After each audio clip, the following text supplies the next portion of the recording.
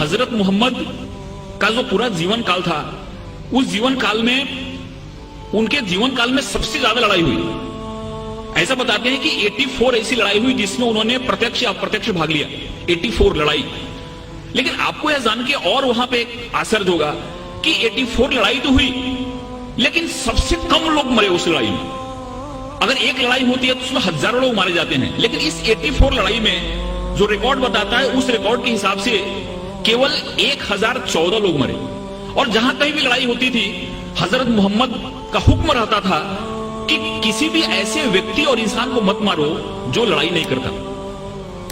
ख्वातीनों को महफूज रखो, बच्चों को महफूज रखो, जो ज़ईफ हैं उनको महफूज रखो। अगर कहीं से गुजरते हो और वहां पे अगर किसी किसान और किसी की पैदावार को नुकसान होता है तो उसको बचाओ। इसलिए 84 लड़ाइयां हुई और उन लड़ाइयों में केवल 1014 लोग मरे। दुनिया का सबसे बड़ा रिकॉर्ड है। और जब प्रोफेट मोहम्मद जब मक्का में आए अपने पूरे सैनिकों के साथ, तो जिस मक्का वालों ने उनको अपमानित किया था, जिस मक्का वालों ने उनको पत्थर से मारा था, जिस मक्का वालों ने उनकी जान लेने की कोशिश की थी और उनकी तकलीफ के चलते उनको हिजरत करनी पड़ी थी, उस मक्का वालों को उन्होंने प्यार से जीता। और वो मक्का की जो फतह थी, ऐसी फतह थी जिसमें खून का एक कतरा भी नहीं हुआ। प्रोफेट मोहम्मद को जितना अपमानित किया गया था, प्रोफेट मोहम्मद की जिंदगी को जितनी तकलीफ दी गई थी, अगर वो चाहते तो जिस समय उन्होंने मक्का में प्रवेश किया, मक्का की फतह की, उस समय हजारों लोगों का कत्ल करा सकते थे, लेकिन एक भी खून का कतरा नहीं बहा और बड़े प्यार और मोहब्बत के साथ उन्होंने मक्का को फतह किया। इससे यह बात सामने आती है कि शांति और अमन इस्लाम का मकसद है। तलवार उठाई उन्होंने, तलवार इसलिए उठाई कि तलवार उठाने का उनको हुक्म था, मजबूरी थी तलवार उठाना, कि अगर तलवार नहीं उठाते तो मजहब का क्याम नहीं हो सकता।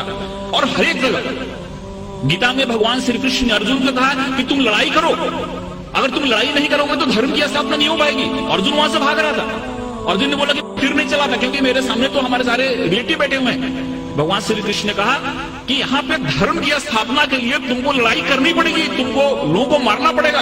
अगर तुमने लड़ाई नहीं की तो धर्म की स्थापना नहीं होगी। तो एक विशेष परिस्थिति में हमको लड़ाई करने की भी जरूरत होती है। वैसे प्रोफेट मोहम्मद ने अगर लड़ाई करने की बात की तो वहां पे की जहां पे लड़ाई करना मजबूरी था, और वहां पे अगर लड़ाई नहीं होती तो शांति की स्थापना नहीं होती। इसलिए ये बात हमारे सामने आती है कि सबसे बड़ी जो बात है कि इस्लाम जहां जहां उन्होंने उनको जहां जहां वो लोगों को मार सकते थे, जहां जहां खून खराबा हो सकता था, वहां पे उन्होंने खून खराबा नहीं होने दिया। कभी कभी उन्होंने अपने को खुद अपमानित भी हुए। जैसे कि बहुत लोगों को मालूम हुआ कि सुलई हुदैबिया जो एक करार हुआ, एक जो मायदा हुआ, उसमें बहुत सारे ऐसे टर्म थे जो टर्म उनको कबूल नहीं थे, इस्लाम के मानने वालों को, मुसलमानों को कबूल नहीं थे। लेकिन प्रोफेट मोहम्मद ने कहा कि अगर यह मायदा नहीं करता हूं तो बहुत बड़ा खून खराबा हो जाएगा और उस खून खराबे से बहुत लोग मारे जाएंगे। इसलिए चलो मेरा अपमान हुआ तो चलेगा, लेकिन शांति के लिए, अमन के लिए मैं करार करता हूं, जिससे बहुत बड़ी लड़ाई टल गई। ऐसे बहुत सारे उदाहरण है। एक बार एक यहूदी का जनाजा जा रहा था और प्रोफेट मोहम्मद अपने लोगों के साथ बैठे हुए थे। उन्होंने जब जनाजा देखा तो उठ के खड़े हो गए। उनके लोगों ने कहा कि ये तो मुसलमान का जनाजा नहीं, ये एक यहूदी का जनाजा है। तो मोहम्मद ने कहा, प्रोफेट मोहम्मद ने कहा, क्या यहूदी इंसान नहीं होता?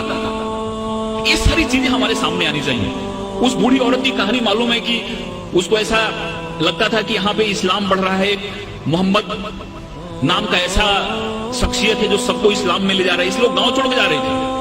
उसके सर पे गठरी थी और गठरी उठ नहीं रही थी। एक नौजवान आया और बोला कि माता जी मैं आपकी मदद करूं, आप चलो अपनी गठरी में गांव के बाहर छोड़ देता हूं। औरत ने उनको गठरी दी और वहां से नौजवान उस गठरी को अपने सर पे लिया और गांव के बाहर गया और बोला कि आप ठीक है, आप गठरी लो, जाओ। उस औरत ने पूछा कि कैसा नेक इंसान है जो अपने सर पे मेरी गठरी लेके जा रहा है। उसने पूछा कि तुम्हारा नाम क्या है? इन्होंने कहा कि मुझको मोहम्मद कहते हैं। जिसके डर से भाग रही थी वही इंसान उस औरत की गठरी को अपने सर पे ले जा रहा है और उसको मदद कर रहा है, और उसी दिन औरत इस्लाम में आ गई। जो औरत प्रोफेट मोहम्मद के सर पे हमेशा कचरा फेंका करती थी नमाज के जाते समय, रोज कचरा फेंकती थी उनके सर पे। एक दिन जब उसने कचरा नहीं फेंका तो मोहम्मद जब लौट रहे थे, प्रोफेट मोहम्मद, तो उन्होंने देखा और पूछा कि औरत कहाँ है? लोगों ने कहा तो बीमार पड़ी हुई है। वहां पर जाके उन्होंने उसकी तबीयत पूछी। उस औरत को लगा कि जिस इंसान को मैंने इतनी तकलीफ दी, जिसको इतना मैंने अपमानित किया, जिसके सर पे मैंने कचरा फेंका, वो कैसा इंसान है कि मैं मेरी तबीयत बिगड़ने पे मेरा हाल पूछने आ रहा है। और वहां पे इस्लाम उसने कबूल कर लिया। एक चीज लोगों के सामने आना चाहिए, ये जो तहमुल है, ये जो हमारी सहिष्णुता है, ये जो हमारा एक इंसानियत के प्रति प्रेम है, ये हदीस में और प्रोफेट मोहम्मद की जो सुन्नत है, ये जब हमारे लोगों के सामने आती है तो हमको समझ में आता है। एक हमारे बहुत नजदीक के मित्र हैं जयपुर के, उनको कई बार मैंने मुशायरे के लिए बुलाया, उन्होंने दो चीजें मुझको बताई।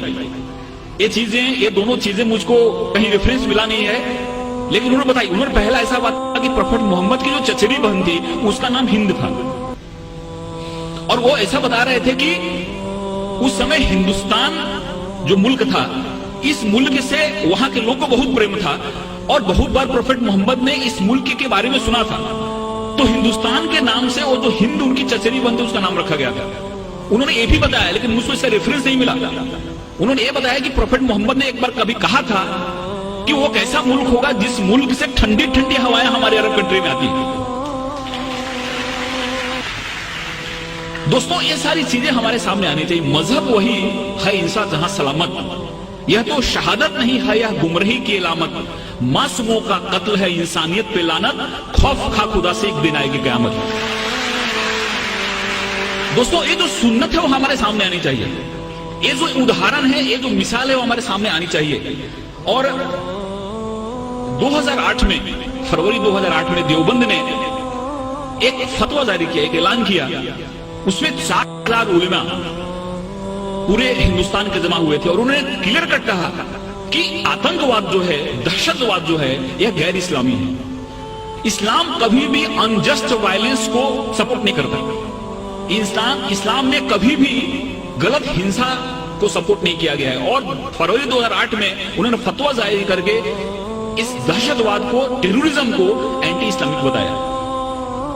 दोस्तों, मैं कुरान की 2-3 आयत आपके सामने कोट करना चाहूंगा। सूरा अल बकरा आयत 190, इसमें ऐसा फरमाया गया है कि अगर तुम पे जंग अगर लादी जाए तो लड़ाई करो।